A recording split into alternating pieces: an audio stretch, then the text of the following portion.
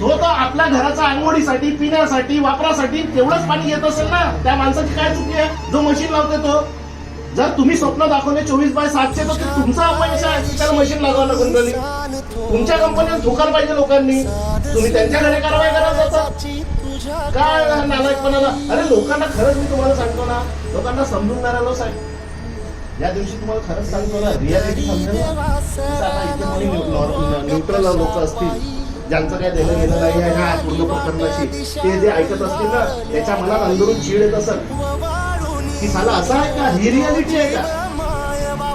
आणि हे तर साला उलटा चोर कोटवाल हमको डाटे, उलटा चोर कोटवाल को डाटेवाला विषय होऊन राहिला असं त्याला वाटत होतं. साले हे आमच्यावर अरेवर खाते, ऍक्च्युली आम्ही यांच्यावर अरेवर दाखवायला पाहिजे.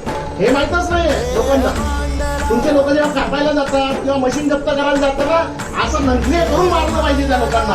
आणि त्यांच्यावर 1 रुपयाची केस नाही झाली पाहिजे. काय? कारण की तुम्ही नॉर्मल लिहून दिलं होतं, तुम्ही कमिटमेंट दिले होते, तुम्ही कमिटमेंट फुलफिल नाही केले, त्याच्यामुळे आज आमच्यावर परिस्थिती आली. आणि आता आम्हाला शासनाला शासन राहिले. हे प्रश्न तुम्हाला सामान्य लोकांनी विचारले पाहिजे. आणि हे परिस्थिती लवकरच येणार आहे तुम्हाला. तुमचे कोणी लोक येऊ का द्या, फक्त त्यांना अवेअर करवायचं आहे.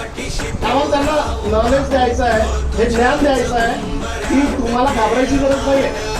जो जे येऊन राहिले ना ते आहे, तुम्ही नाही आहे हे